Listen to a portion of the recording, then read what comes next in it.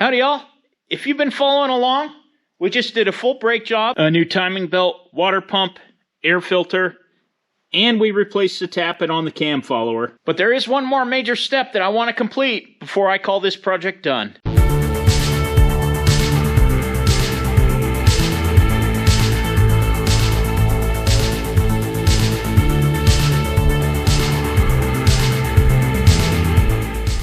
We need to change the oil in the engine. But before we do that, I'm going to put the tires on and we'll get it outside and warm it up. I've already rotated these tires front to back on each side. Never cross them unless you're going to rebalance them. So I'm going to put these on.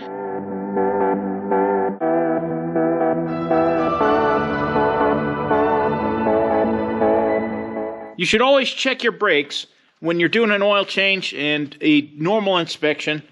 Let me show you. So your calipers are going to have an inspection hole in the back. To do this properly, you really should have the wheel and tire off.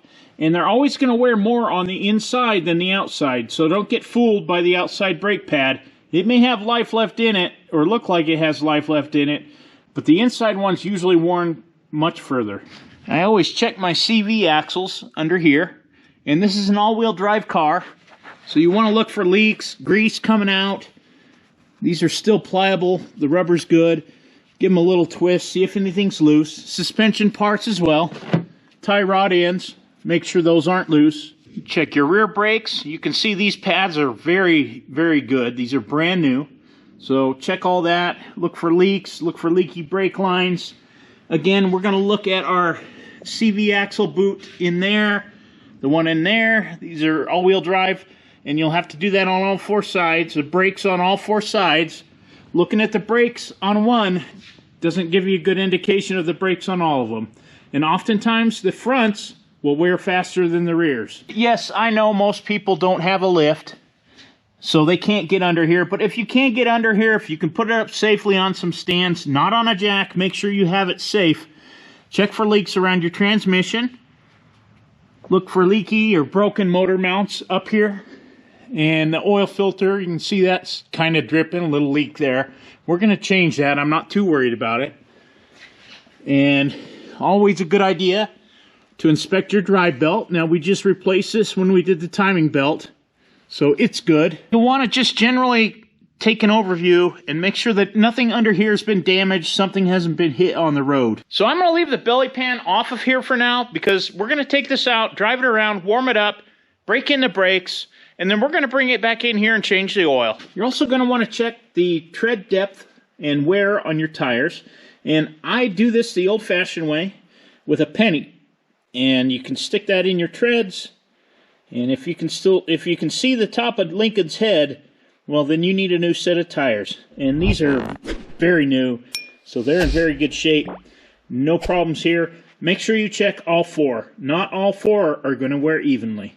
Now we're going to put it down on the ground, and I'm going to torque everything to 100 foot-pounds.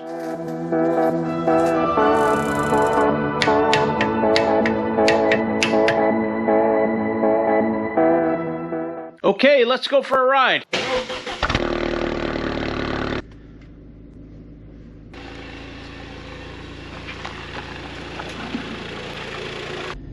And we'll get it up to temperature here shortly.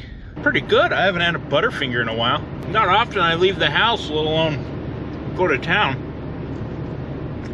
So I topped this off with gas, warmed it up, did a break-in regimen on the brakes. Everything's good. Yeah, this windshield's filthy. This thing's been sitting in here and gotten a lot of dust on it while we've been working on the D4 and countless other projects.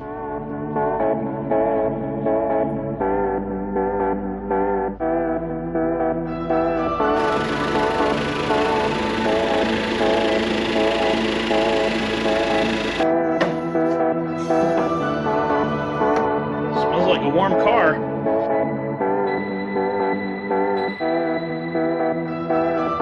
Our brakes are doing good. Nothing got hot. The test drive was perfect. Our drain plug's right there. Since I got it up on the lift, I'm going to go ahead and drain it. There is other methods to change oil. Not necessarily on that age of an Audi, but my newer Volkswagens, I use an oil extractor just like this. I like to hit it with a little bit of brake clean. or something just to get that debris from outside of it off of there. Your plug's going to be a 19 millimeter.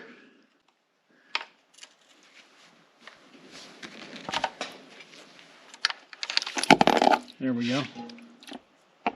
And we're getting close to drained on the engine. I'm going to pull the filter housing off right there. I've already blown it off with a little bit of brake clean. There's actually a fitting. You can see that orange tip inside the bottom of the filter housing. And you're supposed to screw in a hose and drain that filter so you don't make a mess all over. But I don't have one, and I'm guessing most of you probably don't either. So I'm just going to remove it, and yeah, it's going to make a mess. And there you can see the orange on the bottom of it. That's the oil filter. Why they did like that, I don't know. But I'm going to pull that off camera because I don't want to give my camera an oil bath. Now that I got the filter housing off, I've disconnected that sensor right there. I don't know if you can see it. And there's our filter housing up there. And there's that sensor hanging down right there. That'll give me enough room to screw on the new filter. This is the plug that came out of there. But I've got some new ones right here. I'm going to go ahead and replace it. You're supposed to at least replace the crush washer. I'm going to replace the whole thing with a new crush washer. We'll be set. For the filter, we're going to be using this man filter. It's an HU719/6X. And that's what we had in there. That's what's going to go back in there. And since it's not cooperating opening, I'm going to just tear the package apart.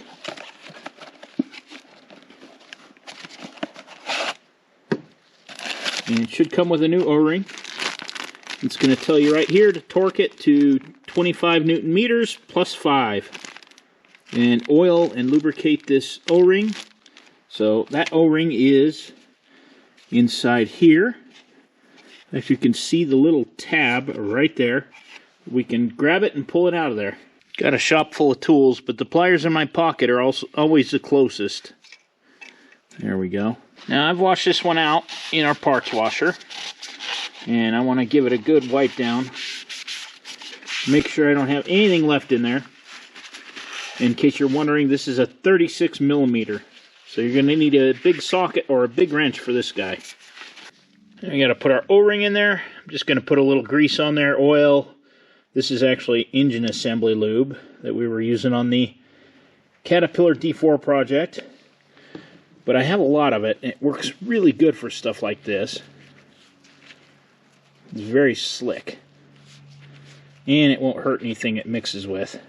Okay, we have that tab right there. Should be able to see it. We're going to want that up. Make sure that O-ring is worked into that. There's kind of a groove in there that it will seat in. Next, we're going to put our oil filter in. I always like to put it with the numbers up, so when you take this off, you can read them. And there we go. That should just snap in there like so. We're going to clean off where our oil plug was. And yeah, it's going to continually drip, so we're just going to put it in. We'll clean it off one more time when we're done. And that drain plug's going to torque to about 26 Newton meters, which comes out to around 22 foot-pounds. It's hard to see up in there, but there's where the filter housing is. So I'm going to go ahead and put the filter on.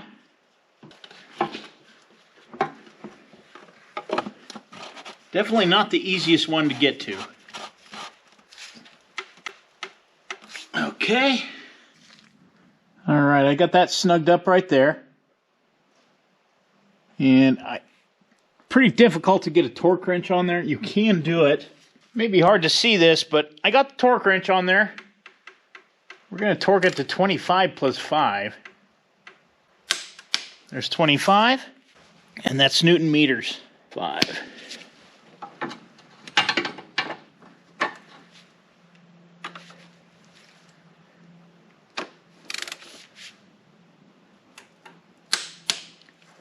Okay, that should do it. There's a cap that goes on the bottom of the oil filter housing right here. I'm just going to screw that in there, and we'll go hand tight. That was not screwed on. We'll screw that on there so it bottoms out. There we go. We'll plug in our sensor right here. And there you go. So you can all see what I'm talking about in there, hopefully. There's the sensor, and there's the plug, and there's the oil filter housing. If you're a little scared to unplug a sensor in an Audi Volkswagen vehicle, I have kind of a tutorial in the timing belt video, so you might want to check that out. Let's double check. We got our filter on, our drain plug in and torqued, filters torqued, our sensors back on. Let's put the body paneling under here so we can be done underneath.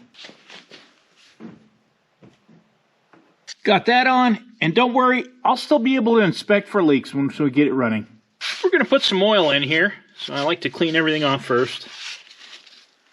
And I'll be using a Liquimoly oil. It's pretty gummy in there. This thing's got a lot of miles.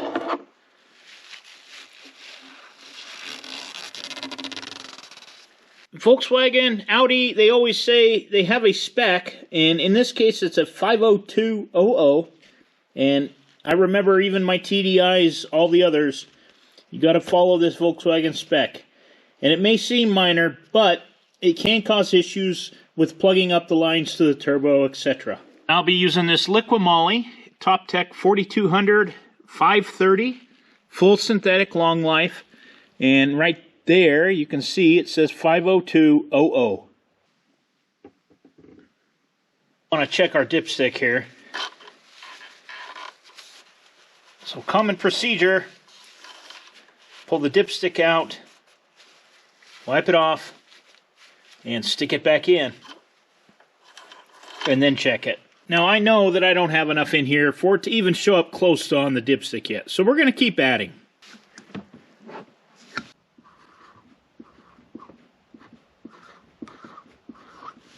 So I've got the tag up here to remind me to change oil. I do it every 5,000 miles. We get a lot of highway miles out here. Now we're looking good. We're going to start it. We're well within the safe start range and see where we're at.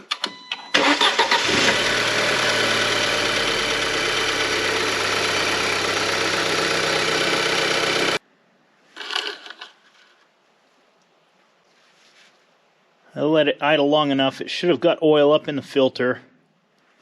And everything looks full. I think we're going to be good. We changed the air filter when we did the other service components. The drive belt is right here. We changed that. We changed the cam follower, which is a maintenance item that you need to at least check every oil change or every other, and change probably 20 to 30,000 miles. And let's check our brake fluid. Might be a little low. It's very clear. It's hard to see. Yeah, I'm going to add a little bit. .4 brake fluid. I have some original Volkswagen Audi brake fluid I'll be adding to the system. Got that topped off. So we just did the timing belt. It's a little low on water. I'm going to add a little bit of antifreeze in there too. Once again, you're going to want to make sure that this meets the specs for your car. Right here it says Audi 2005 to present. You can see our levels about right there, and the minimum's right there below that seam. So we're going to fill it up.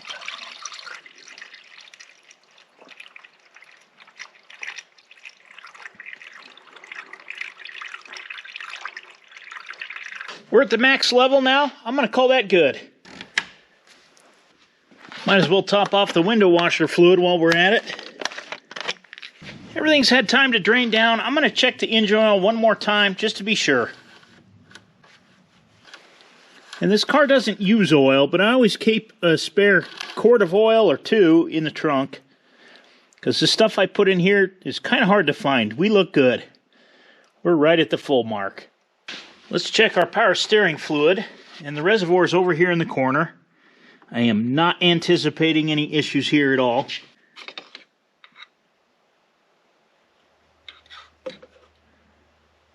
Yeah, we're good. In case you're wondering, I had it up on the hoist, checked for leaks around the oil filter and the drain plug.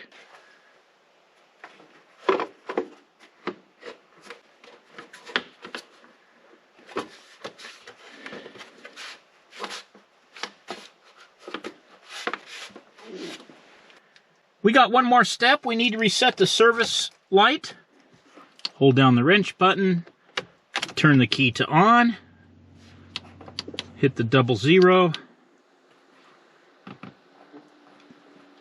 and that should have reset it. Let's see if it goes away.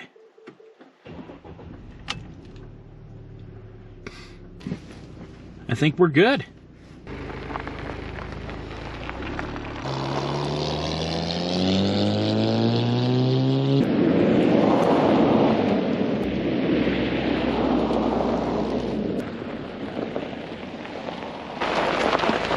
If you've watched this channel for any length of time, you know how personal this car is to me. So, I was really happy to do this. I was really happy to get this in shape for my son. And I'm happy with the results. I think everything went pretty well. And on a side note, there's something I wanted to say about Volkswagen and Audi. And that is, not only do I love them, my son loved them dearly. He went to school to learn how to work on Audis. He's very good mechanically. He loved his car. He was saving for another one, and he never got there, of course. But when we went to buy this used, it was actually at a dealer down in Denver. And, you know, here's a kid that saved and saved and saved for years. And he paid for this in cash. And it wasn't a minor sum. It was, I think, $7,000 or $8,000. But it was, for a kid, you know, right out of high school, that was a lot of work that he put in to earn that money and save, which he did. And Audi, I'm starting to tear up. It happens a lot lately. Audi treated him like any other customer that walked into that fancy showroom. And they treated him with respect all the way through the end. They never looked down on him, never acted different. They were very patient with him, and he was very indecisive. So that's why this is up here. I know it's not a Caterpillar. I know it's not what you all came here for, but I had to do this. It's been sitting for 3 years. It needed all this done, and I've finally gotten around to do it. I finally got to where I felt like I could do it, and the weather has been not good to work on 4G or D4, so this was a perfect time, and I'm really glad I did it. I feel like I did something good. So I do want to thank you for watching, and we'll see you on the next one.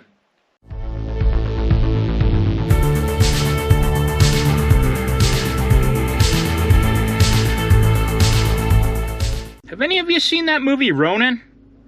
It's not that great of a movie, but the car chases, mwah, they're awesome. You'll buy an Audi if you watch it. Look who was waiting for me to get back. As long as you're getting petted, you're happy, huh? Yeah. As soon as you seen that door open, you just couldn't wait to come in here. Couldn't wait. Huh, annoy me. Ouch. If you can't get enough LAOL content, consider a channel membership down below.